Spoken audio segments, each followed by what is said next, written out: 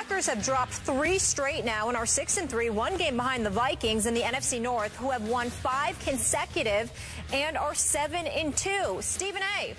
Will Rodgers, that bad man, save the day? Skip Bayless, I don't think he has a choice. He's the bad man. I got to admit to you, I'm forced to pick the bad man that is Aaron Rodgers here because I can't imagine what will be said about him if he loses a 4th consecutive game. At some point in time, a level of that's right. Yeah. By you. Well, actually, you're the only one. You're the only one I'm concerned about. There's nobody else that phases me. So it's just the way that it is. But I got to tell you, I'm a bit worried because I look at the Minnesota Vikings, Skip. They have surprised me. Adrian Peterson has been outstanding. That's no surprise. Teddy Bridgewater has been, he's been good. He's been good. And when you look at their defense, man, they just show up. And I can't rave enough about Zimmer. So I'm looking at Green Bay, and I'm like, you have every reason to be able to lose this game, particularly on the road. You're going to have a lot of stuff stacked against you. There's no question about that. And you know what questions I have about Green Bay's defense? It's highly suspect. But I just think desperate times call for desperate measures. And I think this is one of those games where we're going to see and witness the greatness of Aaron Rodgers come shining through because Minnesota being in first place now in the NFC North, you lose this game, in all likelihood, you lose the division to Minnesota. You're right. I think that Green Bay's back's against the wall. So it's like that rat trapped in the corner against that cat. I mean, this is what it is. You're going to run up until you have no choice but to come out clawing and scratching your way out of that abyss. And I find that to be the situation that the Green Bay Packers are in. I have no reason, plausibly speaking, based on what we have seen from the Green Bay Packers, to pick them to win this game. Lacey was out. Starks hasn't stepped in admirably. James Jones, along with Randall Cobb and Devontae Adams, according to the scouting combine, the stats from the scouting combine and the Pro Football Day, when they came out the slowest times of any receiving corps in the NFL right now. You know how I feel about Richard Rodgers. As far as I'm concerned, he ain't Mr. Rodgers because I can't count on him, okay? So I look at it from that perspective, and I just say to myself, I'm very worried about Green Bay, but I've got to believe that with their backs against the wall, they understand the precipice that they're up against, and I think that they're going to respond in kind because I believe in Aaron Rodgers. If Green Bay loses this game, I believe they lose the division crown. I don't think that's going to happen. I think it's that important. I think if they find a way to win this game, I'm going to pick Green Bay to win 24-21. Very interesting. And I admire you for sticking with the bad man. He'd better win this game. You're right. Yeah. And yet, before I make my pick, I went last night through my stats packet from ESPN, and numbers just leap out at me that shock me how bad Aaron Rodgers has been over the last 3 games, or Green Bay has been over the last 3 games. Yeah. But I look at what's happened with Randall Cobb.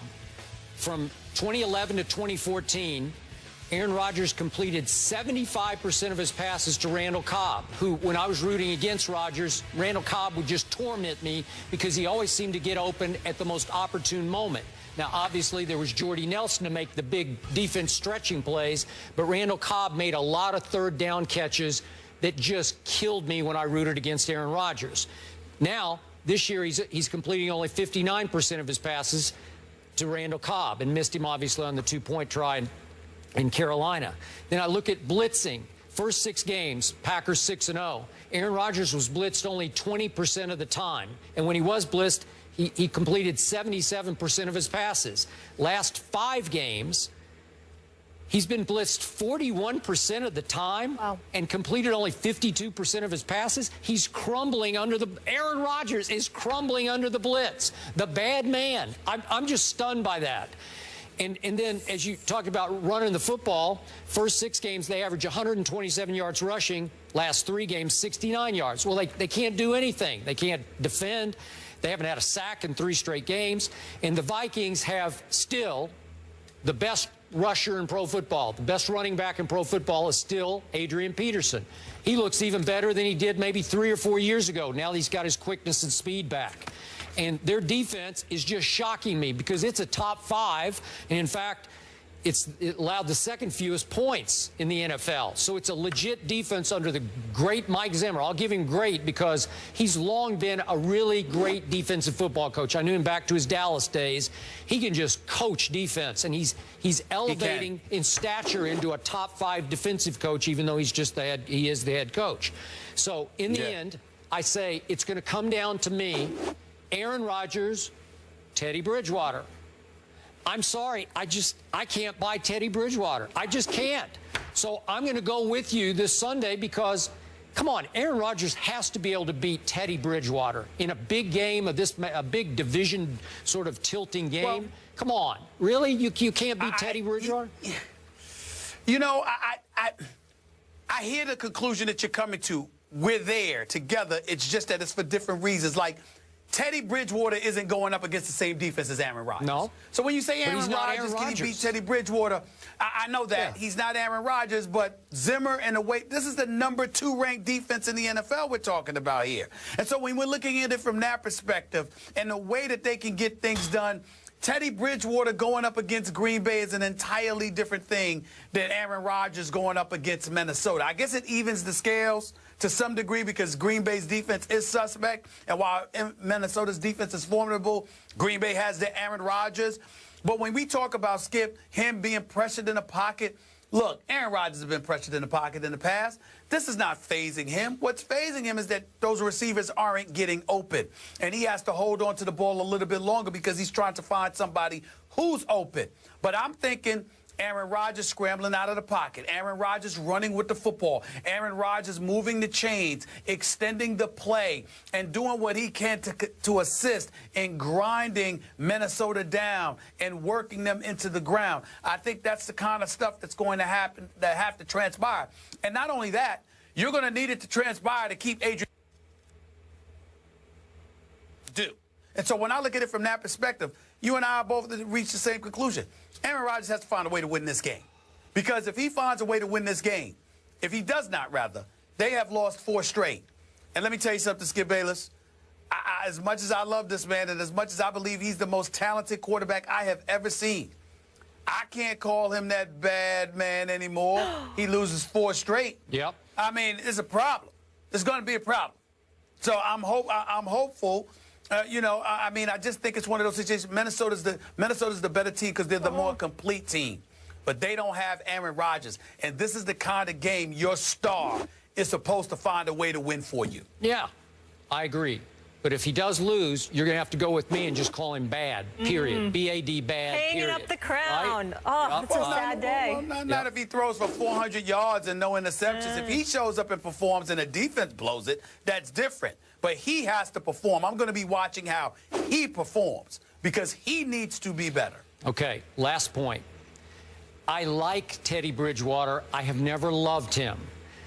I didn't love him coming out of his draft, and I told you that. He's actually been a little better than I thought. He does have some poise. I still think his accuracy comes and goes. But under the great Norv Turner, I think he's found a comfort zone that is pretty good, but not very good, just pretty good.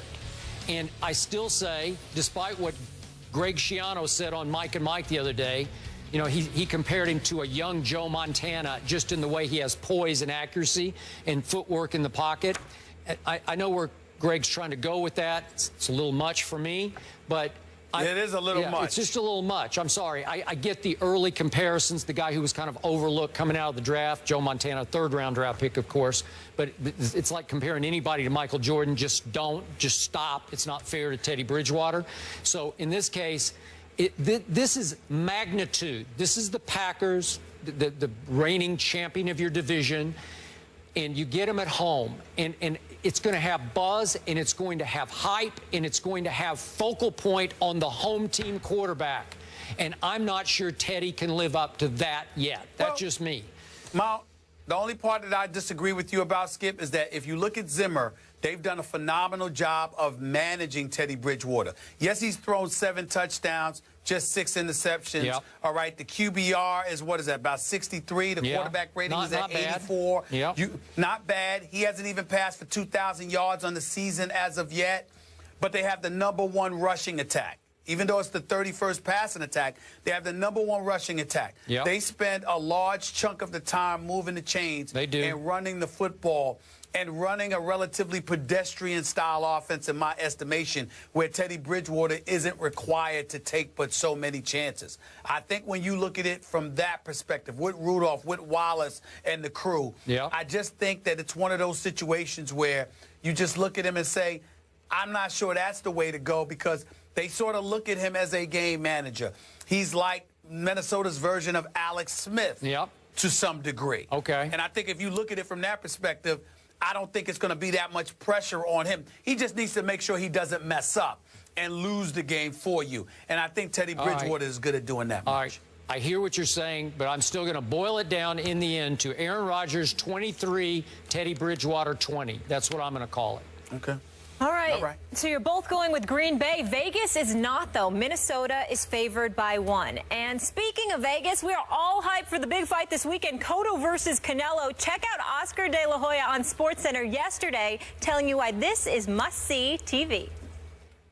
I just want to point out that we got validation from Stephen A. Smith this morning. He tweeted out, it's a must-watch event Saturday night. So thank you, Stephen. Oh, well, if Stephen A. says it, I mean, then you got to watch it, right? Wow. I appreciate the love, Oscar. I appreciate the love. Hype master, Stephen A. Yes. Smith. Yeah. Yes. Hey, He's got it's a worth future it. in that. Skip. I know it Skip, is. Molly. Yes. I'm serious. This fight is worth it. I'm buying the fight and looking forward to spending the money on this one. Likewise. You got to see this fight. Agreed. Got to see this fight. That makes 3 of us. More First Take back in a minute.